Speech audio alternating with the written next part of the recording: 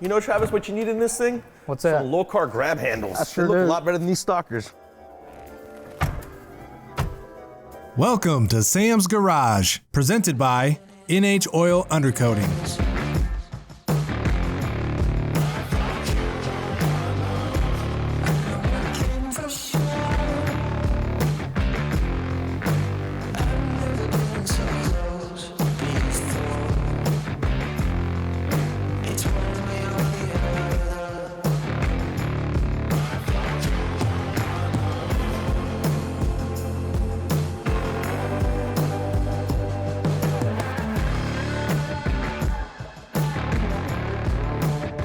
On this week's episode of Sam's Garage, Sam and Kevin Ford recap all the work completed this season on the Jeep Rock Crawler.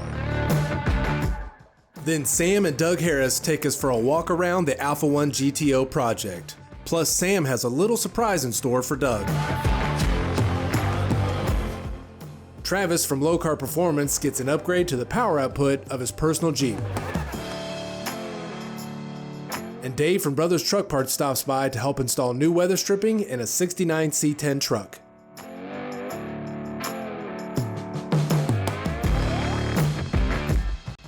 Sam and Kevin take a walk around the Jeep Rock Crawler project and discuss all the progress they've made this half of the season. They recap each portion of the project, discussing the features and benefits of the wiring harness, the fuel cell, the winch, and everything in between. Well, Kevin and I got us another project mocked up to get put back together later this year. We did a lot of work this week. It doesn't appear that we did, but believe it or not, we did. Yeah, it feels great to have all this stuff mocked up and ready. I was intimidated by that wiring harness myself. Yeah, and well, that's only halfway done. Yeah, well, it turns out to be pretty easy. The mounting, I thought we were gonna have to get up under the dash, put everything in there. But with them making that waterproof at painless. Yep. This fuel cell looks really good back here. Matt did a good job elevating it. The heat wrap from DEI is really going to help protect it. Yeah. And being a 15-gallon tank with a bladder inside, full race cell should be plenty what you need for the rock. That's going to be plenty of fuel for what we're doing.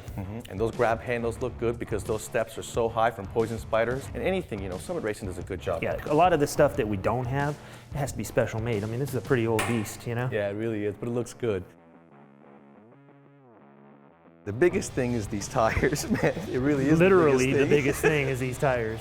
These 54-inch, he says? 54s, and they make a 58, and I was really tempted. You know, I wanted to run the 20s. You got to run the 24s with the 58s. Oh yeah. This looks good because you got a lot more tire, and this Jeep, being a rock crawler, Right. requires a lot of tire to be period correct. It did, and I wanted to get the 8-lug wheels. I wanted to get the axles and the brakes to work from Overson. It all just flowed together. It was like it was planned. These grab handles are going to be really cool, like you said, for the people on the back, not just holding it up to get in the vehicle, but as you can see, we got them for grab handles in the back so that you can have a passenger back there and they'll be able to pull themselves out of the Jeep. Yeah, the ride-along grip is going to be great. But those hood scoops right there, those hood scoops are awesome. They added a lot of aesthetic to that hood.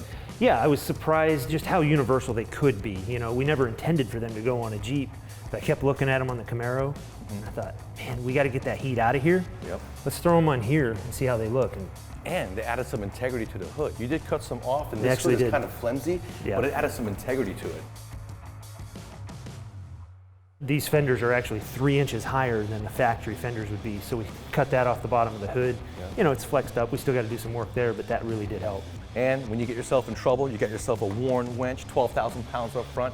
We'll be installing the 10,000 pound later date when we finish this project. That's right. For the rear. That's going to be cool because whatever you get yourself in a bind, you're going to easily be able to get yourself out of that bind. Absolutely. Hopefully we don't with all this stuff we got going on, but we got the insurance there and we got all the tree straps and the proper equipment from Warren to make sure we don't do any damage and the trees live and everybody's happy. You know, I'm old school. That battery disconnect handle that you have remote Yeah. on off from inside the cab, huge plus. Yeah, safety, convenience, all of it. We need to get this out to the market so that everybody can see it. I mean, we've had it for a while, but you didn't know about it. No, So- I did not. That's crazy. And I was racing back then. You have a 4L80, and that sport shift, low car sport shifter with the sport mode is going to be awesome for anybody out there. Who's Yeah, we've talked about it over and over, but I can't tell people enough how much I enjoy an electronic transmission, and having that, being able to put it in whatever gear I want, when I Especially want. when you're rock crawling. You can put it in second gear, lug Yep. it up a rock or something. Yeah, That really helps It works out. great with all the Holley stuff. It's just seamless. And you're gonna have plenty of power with that excess power battery. You're gonna have 2 of them. That's right. And that one of them will be isolated just for the winches, but you'll still have the alternator to power up both of them. That's right. And then when we add all the lights and everything, those batteries, they're just going to keep us going, you know. And to top everything off, we got that steering wheel and hub. When you finish off the dash with the switchboard for the trail rock that Painless provided, it's gonna look really good in there. You're just making me nervous with all the stuff we still have to do. Well, we're going to be finishing up this project later on this year. Make sure you guys check it out. We're in the mock-up phase. Kevin's going to take it home, tear it all apart, paint it, finalize the body and chassis so that we can bring it back and finish everything for the final time. And then we'll drive it out of here. There we go.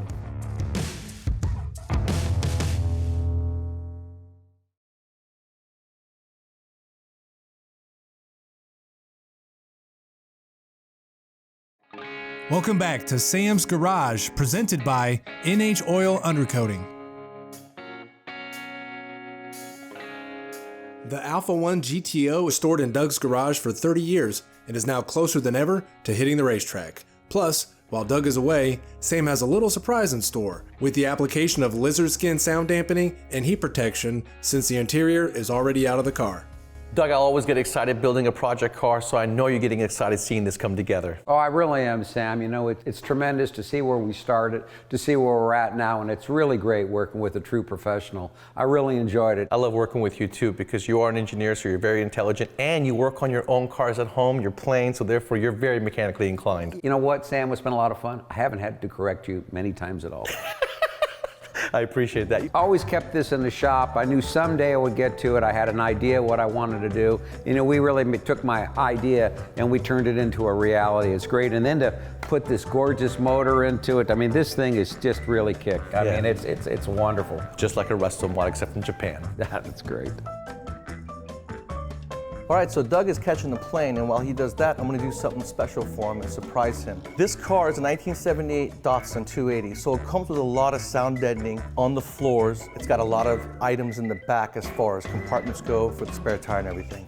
So what I wanna do is quiet it down for him a little bit and give him some heat insulation. So I'm gonna be using lizard skin. And right here on the roof, there is nothing there. It is completely bare, and you can hear the tinny sound. On the floor, it's cool, so I'm gonna wrap this thing up with plastic. I'm gonna first put a coat of primer up there because the lizard skin likes to adhere to primer. So I'm gonna put primer up there, then I'm gonna go in there with the heat ceramic, and I'm gonna go in there with sound deadening.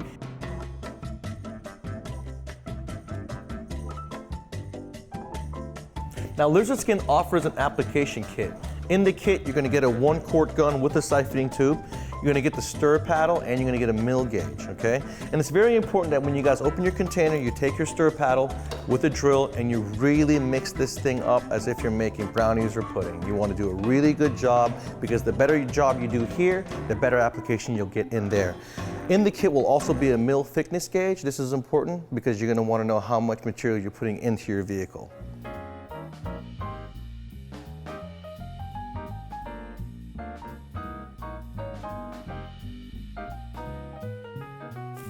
So if you guys don't know what lizard skin is, it's basically a water-based substance that goes on there. It's got a ceramic coating for heat, and it's also got a sound deadening coating. And you basically use them together. And you want to use primer because it only sticks to primer. What it is, especially for muscle cars, you know, these newer Japanese cars, they've got sound deadening in them, but the old muscle cars, when you guys are building a resto mod, you can very easily clean everything off and spray everything on. And there is no material there, so there's nothing getting in the way in your seats. All your holes that are exposed will still be exposed, and it makes it easier. In a case like this, the roof is a perfect candidate for lizard skin.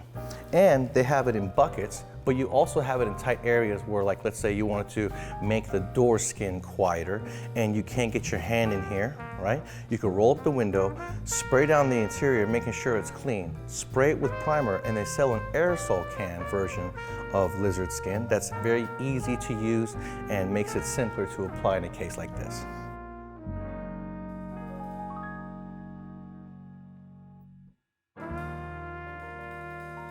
Okay, I've got one coat of my sound control. I'm gonna let it flash for 24 hours and I am gonna apply a second coat. Once that's dry, I'm gonna go back in with my ceramic coat and apply 2 coats of this. This is gonna be for heat control, this is gonna be for sound control. You wanna make sure that you do it in these proper steps and sequence so you get a good application. Primer, sound, then ceramic, and you should be good to go.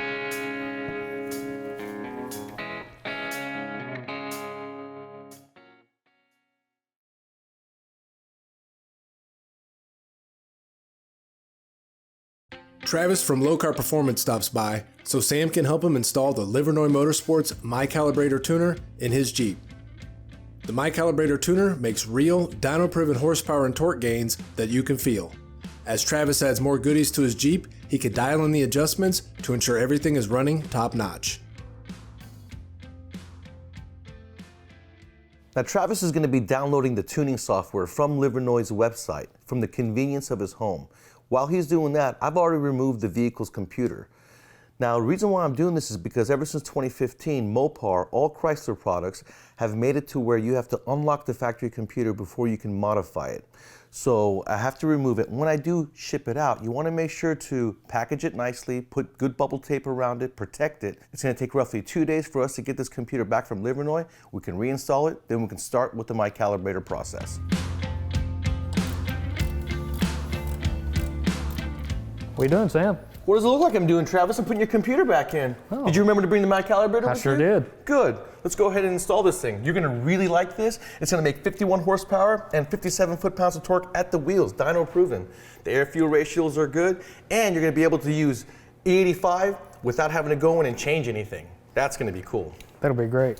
And I see that you've got bigger tires. I'm sure one day you're gonna put gears in it. You can go in there and tell it, you got the tires, you got the gears, it'll calibrate your speedometer. Not only that, but you can change your rev limiter and you can change your top speed limiter. Awesome. So let's go ahead and install this thing.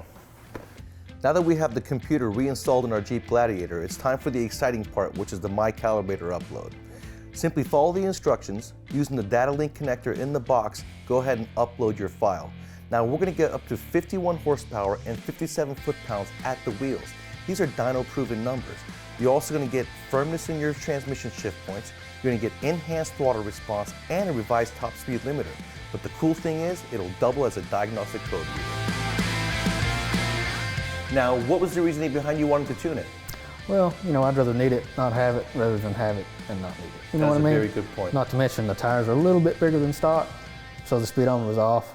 And it's going to show slow, getting you in trouble. That's exactly right. And, you know, Jeeps, Mopars in general, are just really laggy when it comes to throttle response. That is right. That additional throttle response, reaction time is going to be so awesome because not only do you get 51 horsepower and 57 foot-pounds of torque, but that reaction time makes it appear as if you got even more horsepower. Right on. Now, you guys who are wanting to do a custom tune, let's say you've added something or you changed something, you can data log the vehicle, send that log over to Andy, he can fine tune it and give it back to you, customizing your tune to your preference. So like a supercharger or something like that? Absolutely. Oh, that would be You great. need to make any adjustments, he'll do it for you, and that is nice. Now this caliber tuner is also going to give you better throttle response. It's going to be a lot safer when you're towing, and it's going to improve the transmission shifting points.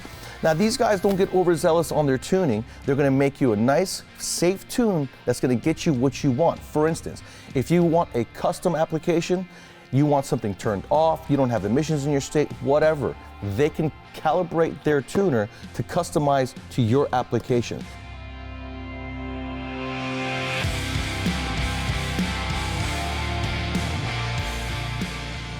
Well, Travis, that was a pretty painless install. It sure was. So you ready to go for a test drive? Well, you know what? Let's go see what it feels like. Let's do it.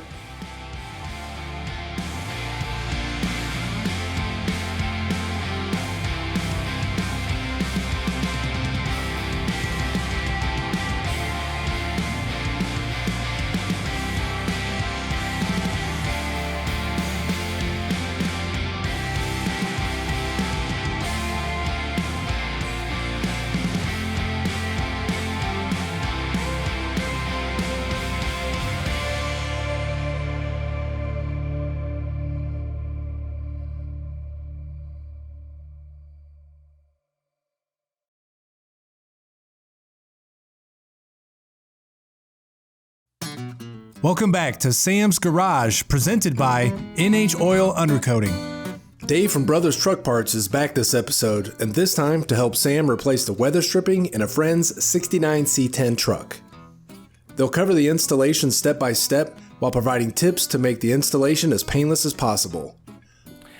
Dave and I are going to continue Tommy's C10 project by replacing all the weather stripping inside the doors along with the molding in the opening of the cab. Now that includes the scrapers, the weather channel around the window, and the vent window. But we assessed the vent window and we noticed that this is okay, so we don't have to tackle that today. And if you want to see a video on how to do your vent window, which is relatively difficult, go to our YouTube channel, Brothers Trucks, and you'll be able to see that and a lot of other videos too, just in case we don't get every little nuance into this bit. Yep, and this is the good time, like you said, to go in there and check the regulator. Take your door panel off, check out your window regulator, your door regulator, your latches, your striker plate, and just get everything all at one time, and then you'll be able to take care of the package at one set. You know what I like to do is go ahead and order everything at once, and if there's something I don't use, just send it back. It'll be cool. That way you don't have to wait for anything. Right. All right, let's go ahead and get started. Cool.